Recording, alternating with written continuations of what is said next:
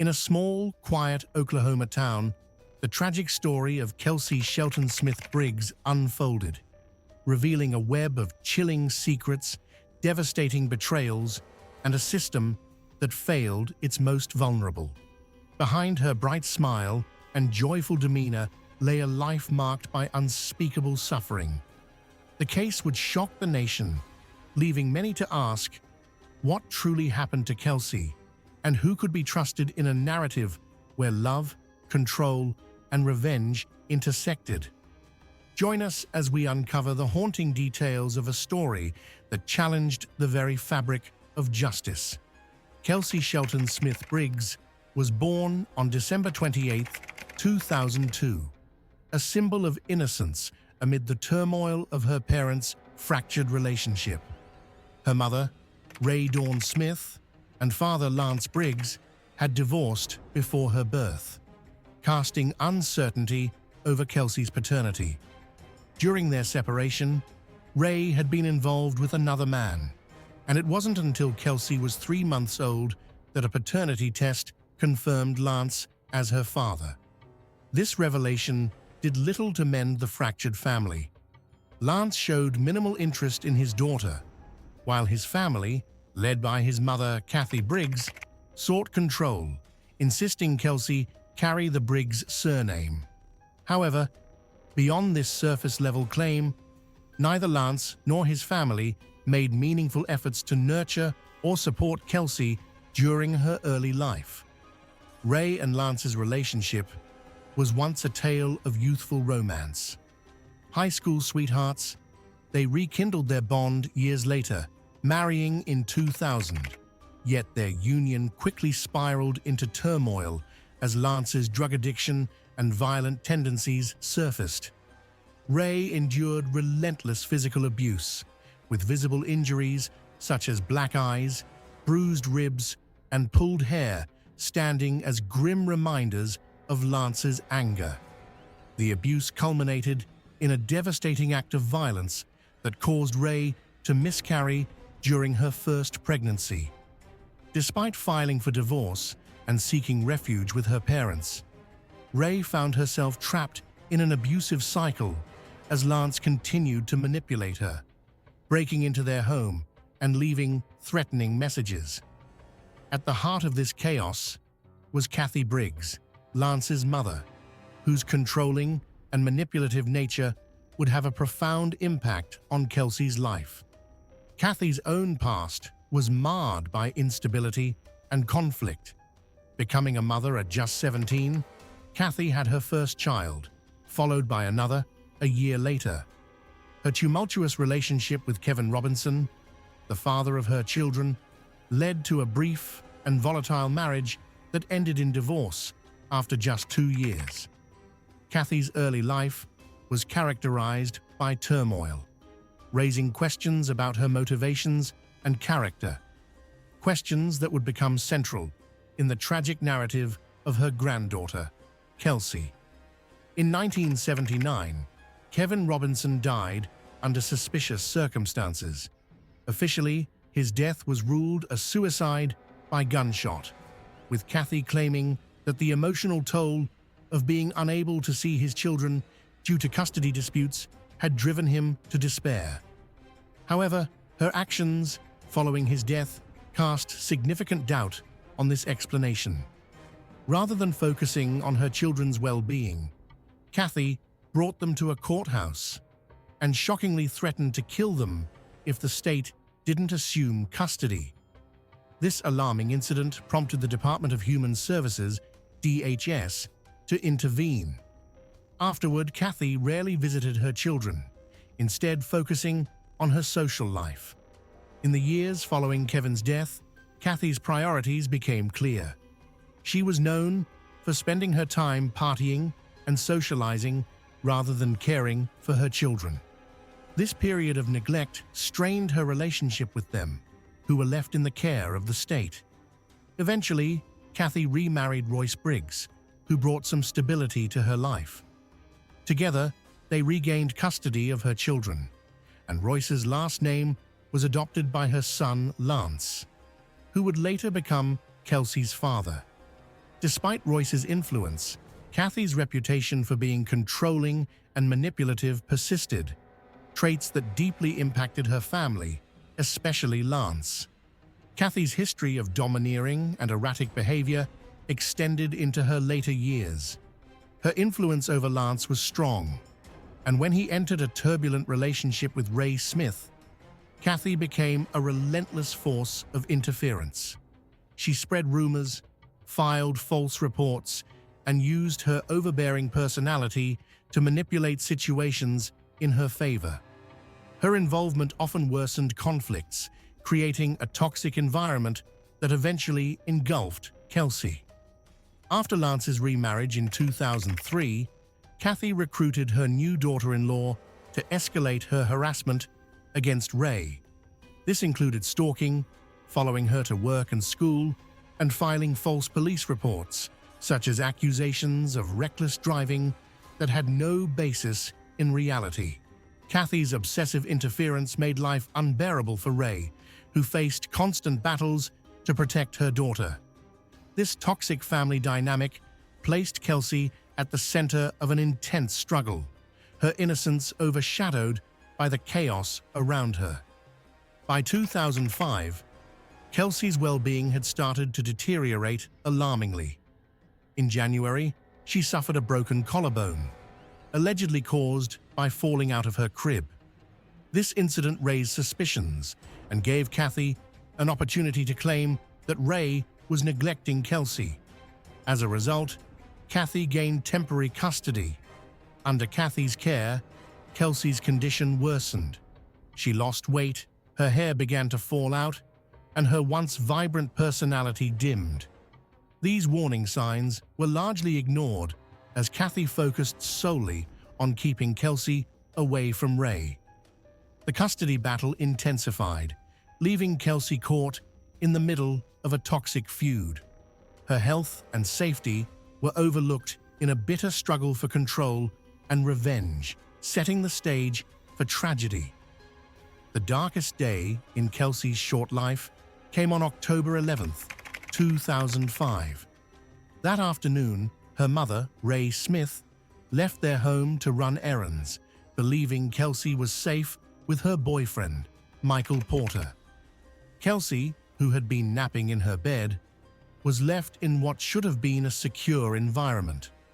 Ray planned to return quickly after picking up her stepdaughter from school and retrieving therapy documents for Kelsey from the post office. Tragically, this seemingly routine departure would lead to the unimaginable. But when Ray got home, she saw a scene of chaos that would follow her around for the rest of her life. An ambulance and paramedics were parked outside her house, their lights flashing menacingly. Ray's mother was standing on the porch, her face a mixture of dread and sadness. Ray demanded to know what had happened, and her mother explained that Michael had called to say that Kelsey had had a seizure while she was sleeping, and that paramedics were trying desperately to revive the seemingly unconscious Kelsey. As they got ready to take her kid to the hospital, Ray gazed in stunned silence. Doctors at the ER kept trying to save Kelsey, but at precisely 4:45 p.m., their efforts were in vain. The young girl was declared deceased. In the hours that followed, Ray, overcome with grief and incredulity, walked into the room where Kelsey lay dead, picked up her daughter's tiny, frail corpse, and sobbed hysterically while holding her in her arms. She whispered, "Why did God take my child?" During the hospital staff's discussion of the autopsy procedures, Michael Porter's behavior prompted suspicions. Michael was upset and blurted out, "Are they this weird that they're not going to cut her open?" Following his outburst, Michael experienced two incidents in which he fainted and suffered a heart attack, diverting attention from the current disaster. However, the autopsy results showed the terrible reality. The discovery of evidence indicating repeated sexual abuse made the findings even more horrifying. Kelsey had died from blunt force trauma to her abdomen, an injury so severe that it caused her internal organs to fail. This was the result of intentional violence rather than a fall or accident. Investigators discovered evidence of Kelsey's prolonged abuse, most likely during her stays with the Briggs family. When they looked through Michael Porter's personal belongings, they discovered images and videos of young children on his computer, which implicated him in disturbing acts of exploitation. This discovery painted a terrifying picture of a man who had not only physically harmed Kelsey, but also subjected her to unimaginable abuse. The combination of Kelsey's injuries and the earlier claims of mistreatment while she was living with the Briggs showed a pattern of increasing abuse and neglect. Earlier that year, Kelsey had suffered severe injuries, including a broken collarbone, fractured legs, and signs of malnourishment, all of which had been disregarded or ignored, allowing the cycle of abuse to continue unchecked. As the investigation progressed, it became evident that Kelsey had endured extensive suffering in the months preceding her death. The tragedy extended beyond the loss of an innocent child. It was a glaring indictment of the system's failure to protect her. This was not just about one man's cruelty. It was a collective breakdown of those tasked with ensuring Kelsey's safety. The events of that fateful day left an indelible mark on everyone who knew her, while the subsequent revelations exposed a level of suffering no child should ever endure. As the investigation unfolded, Cathys Briggs, Kelsey's paternal grandmother, seized the opportunity to further her agenda. Cathys quickly informed her son, Lance Briggs, who was undergoing rehabilitation at Fort Benning, Georgia, of Kelsey's death. Almost immediately, she began spreading falsehoods, accusing Ray Smith of Kelsey's murder. Cathys alleged that Ray had abused Kelsey, painting her as the villain in the unfolding tragedy. Leveraging her influence through a website she created, Kelsey's Purpose, Cathys launched a campaign to sway public opinion against Ray. She twisted the narrative to frame Ray as an unfit mother who allowed Kelsey to suffer. Despite mounting evidence that the abuse occurred under Michael Porter's care and during Kelsey's time in the Briggs household, Cathys' actions deepened the divide between the Smith and Briggs families and complicated the investigation. Her ability to manipulate public perception created a storm of conflicting narratives, distracting from the truth and allowing the true perpetrators to deflect blame. The investigation uncovered a grim reality. Kelsey's short life, filled with her mother's love, had been overshadowed by relentless abuse and neglect. The autopsy confirmed her death was not an isolated incident, but the culmination of months of unchecked cruelty. Despite this, Cathys' manipulations and the ongoing family conflict threatened to obscure justice, framing Ray as the villain while the real perpetrators sought to cover their tracks. The investigation became a battle for truth, justice, and control over Kelsey's memory and legacy. In the end, the pursuit of justice for Kelsey Shelton Smith Briggs was as heartbreaking as it was controversial, exposing cracks in the legal system and sparking public outrage. After the investigation, Michael Porter, Ray Smith's boyfriend, and the last person to see Kelsey alive, was charged with her murder. The evidence against him was overwhelming. The autopsy revealed fatal blunt force trauma to her abdomen and signs of prolonged sexual abuse. Additionally, incriminating material found on Porter's computer linked him to child exploitation. To avoid a harsher first-degree murder conviction, Porter pleaded guilty to second-degree murder and was sentenced to 30 years in prison, a term many felt was insufficient given the severity of his crimes. In court, Porter showed little emotion, but the weight of his actions lingered in the room. However, what followed shocked everyone. Despite not being present at the time of Kelsey's death, Ray Smith was also charged. Prosecutors argued that Ray had enabled child abuse by leaving Kelsey in Porter's care, despite alleged warning signs of his abusive behavior. They claimed Ray failed in her duty to protect Kelsey, ignoring the context of her life. A mother, enduring years of harassment from the Briggs family, multiple custody battles, and the challenges of rebuilding her life while striving to keep Kelsey safe. The court's decision to charge Ray left the public stunned and added another layer of complexity to the heartbreaking case. Ray was sentenced to 27 years in prison, just 3 years less than Michael Porter's sentence. The verdict left many questioning the fairness of the judicial system, as it appeared to punish a grieving mother who had fought tirelessly to protect her daughter. Ray had attended therapy, worked to regain custody of Kelsey from Cathys Briggs, and provided a stable home. Yet the court's decision cast her as complicit in Kelsey's suffering, despite the fact that much of the abuse occurred while Kelsey was with the Briggs family or under Porter's care. The courtroom erupted with mixed reactions. Cathys Briggs's supporters hailed the ruling as justice for Kelsey, while Ray's advocates were heartbroken, calling it a grave miscarriage of justice. Among Ray's defenders were those who believed Cathys' smear campaign and manipulation heavily influenced the narrative. Through her website, Kelsey's Purpose, Cathys accused Ray of neglect and abuse, downplaying her own family's role in Kelsey's injuries. Public outrage over Ray's conviction was swift. Advocacy groups, journalists, and individuals sympathetic to her plight raised concerns about the trial's fairness. Critics pointed to the judicial system's failure to thoroughly investigate the Briggs family's involvement in Kelsey's abuse, particularly during their custody. Many viewed Ray as a scapegoat, punished for Porter's crimes and the systemic failures of child protective services.